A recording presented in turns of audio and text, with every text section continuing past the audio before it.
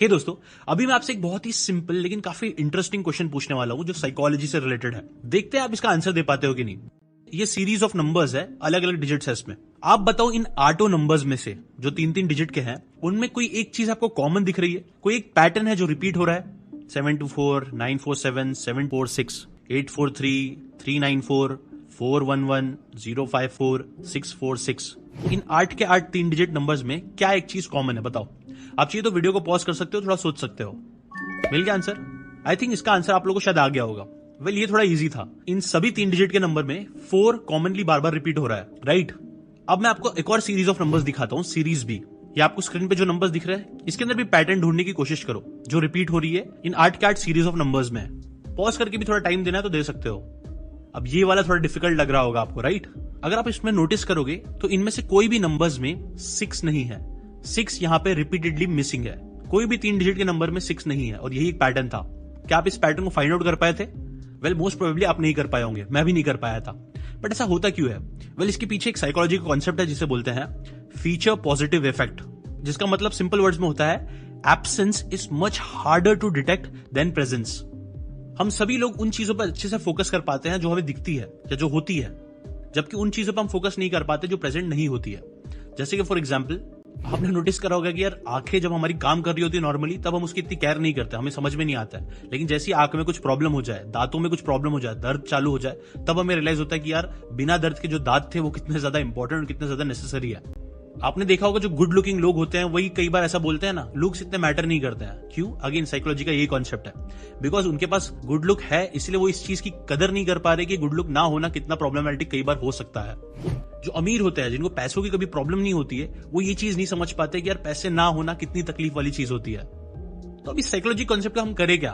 Well, इसका आप use कर सकते हो अपने आप को कंपेयर करने के लिए। ह्यूमंस की आदत होती है हम कॉन्स्टेंटली अपने आप को दूसरों से कंपेयर कर रहे होते हैं। इसीलिए जिंदगी में खुश भी रहना है, आगे बढ़ना है, ग्रैटिट्यूड फील करना है जो बहुत जरूरी है जिंदगी में आगे बढ़ने के लिए। तो उन चीजों की कंपैरिजन भी जरूर करना जो आपके पास है लेकिन दूसरों के पास नहीं है। अगर आपके पास सही सलामत 2 हाथ है, आंखें हैं, तो उस चीज के लिए ग्रैटिट्यूड फील करो और पॉजिटिव फील करो।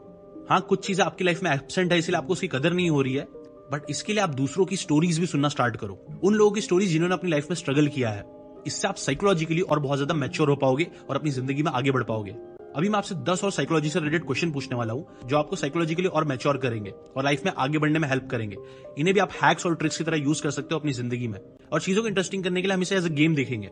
मैं 10 क्वेश्चन पूछूंगा, आप कमेंट करके बताना कि इन 10 में से कितने क्वेश्चन के आंसर्स आप कर पाए हो। जितने ज्यादा आप स्कोर कर पाओगे उतना ज्यादा आप साइकोलॉजिकली मैच्योर हो। ठीक है, स्टार्ट करते हैं क्वेश्चन नंबर 1 से। इमेजिन करके बताओ कि इन दोनों सिनेरियोज में से कौन सा सिनेरियो आपके साथ होने के चांसेस ज्यादा है। ठीक है, पहला सिनेरियो ये है कि आप सुबह में उठते हो, अपनी गाड़ी निकालते हो और काम पे निकल जाते हो, कहीं तो घूमने चले जाते हो मे भी, और जाते हुए आपकी टायर पंचर हो जाती है।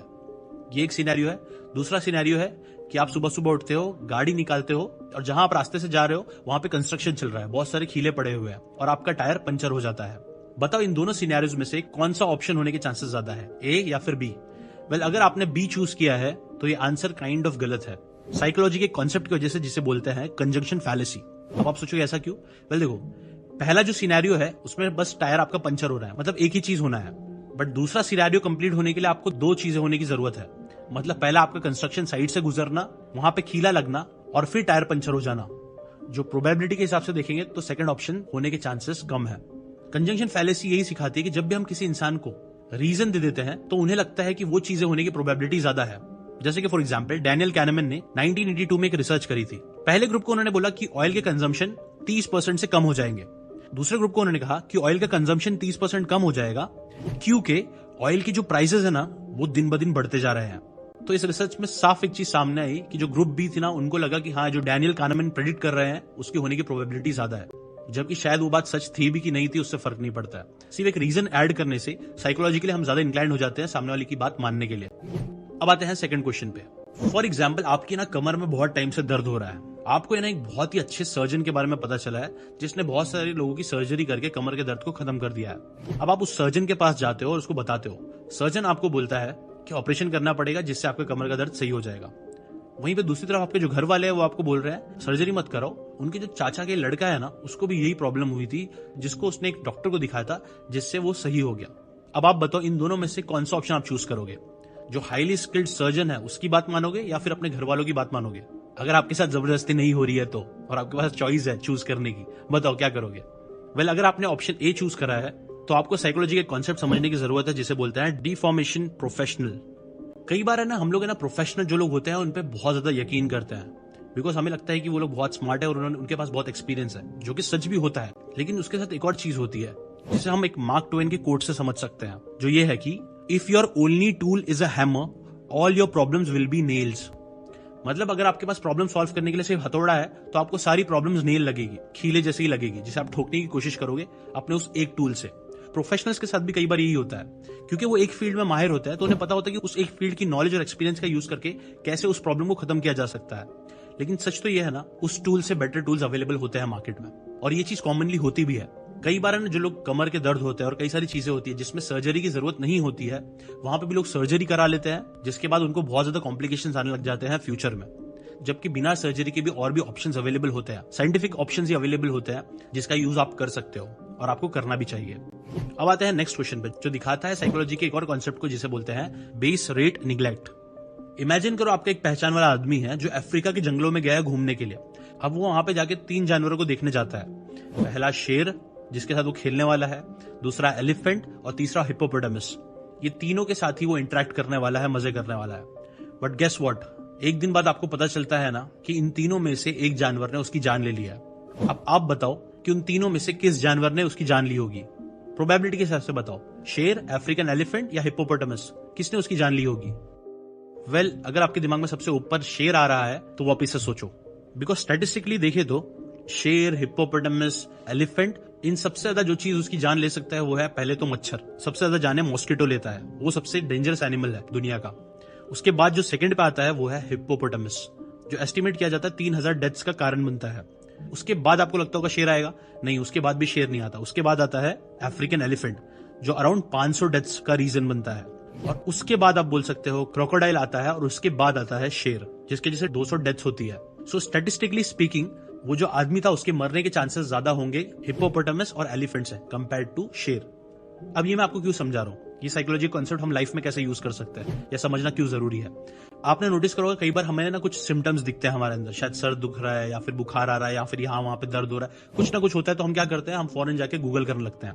और गूगल करने के बाद जो सिम्टम्स जिस बीमारी से मैच करते हैं वो हमारे कई बार पसीने छोड़ देता है। हमें लगता है कि यार अब तो हम गए, मरने वाले हैं, क्योंकि ऐसे ऐसे सिम्टम्स से हमारी जो बीमारियां है वो मेल खाती है। बट हम ये भूल जाते हैं बेस रेट निग्लेक्ट को, जो ये बोलता है हाँ हो सकता है कि आपके सर में अगर दर्द हो रहा है तो आपको ब्रेन ट्यूमर हो, बट इसकी जो प्रोबेबिलिटी है वो बहुत कम है। मेडिकल फील्ड में इस कॉन्सेप्ट का बहुत ज्यादा यूज किया जाता है। आप डॉक्टर के पास जाओगे, आप बोलोगे सर में दुख रहा है, तो वो नहीं बोलेगा कि आपको ब्रेन ट्यूमर होने के चांसेस है, उसकी मेडिकेशन चालू करेगा, नहीं, वो आपको माइग्रेन, वायरल इन्फेक्शन या फिर उन बीमारियों की पहली दवा देगा जिसकी स्टैटिस्टिकली होने की प्रोबेबिलिटी ज्यादा है। और ऐसे धीरे धीरे करके वो एक एक चीजों को एलिमिनेट करके ऊपर जाएगा रेयर बीमारियों की तरफ। तो इसे भी जरूर समझो। चलो आते हैं नेक्स्ट क्वेश्चन पे। समझो फॉर एग्जाम्पल आपको एक पार्टी में जाना है और वो पार्टी में आपका जो क्रश है वो आने वाली है, ठीक है। अब आपको अपनी क्रश को इम्प्रेस करना है। अब आपके पास उस पार्टी में जाने के 2 रास्ते हैं। आप जो पार्टी करने में जो सबसे हैंडसम लड़का है, सबसे पॉपुलर लड़का है, उसके साथ जा सकते हो ताकि आपकी भी थोड़ी इज्जत वहां पे बढ़े, ये करोगे। या फिर दूसरा ऑप्शन ये है, आप अपने एक दूसरे दोस्त के साथ जा सकते हो जो इतना पॉपुलर नहीं है, इतना ज्यादा गुड लुकिंग भी नहीं है आपके कंपैरिजन में। तो आप बताओ इन दोनों में से किसके साथ आप पार्टी में जाना पसंद करोगे? वेल, अगर आप पहला ऑप्शन चूज करते हो तो काइंड ऑफ ये गलत है कॉन्ट्रास्ट प्रिंसिपल के हिसाब से। कॉन्ट्रास्ट प्रिंसिपल यही बोलता है ना कि यूजुअली हम किसी भी इंसान को या किसी भी चीज को कंपेयर करते हैं दूसरों के रिलेटिव में। मतलब अगर मुझे जानना है कि एक माइक का प्राइस सही है कि नहीं, तो मैं उस चीज को तभी अच्छे से जज कर पाऊंगा जब मेरे पास 2-3 और ऑप्शन होंगे माइक के।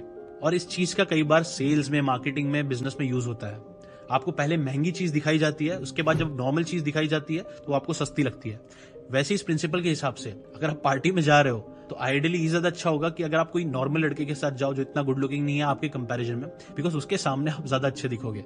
आई नो ये थोड़ा सा फनी है, बट टू बी ऑनेस्ट ये चीज काम कर सकती है।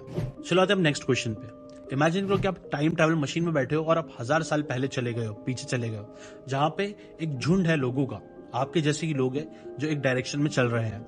अब आप भी वहीं पे पहुंच चुके हो तो आप भी उनके साथ चलना स्टार्ट कर दिया।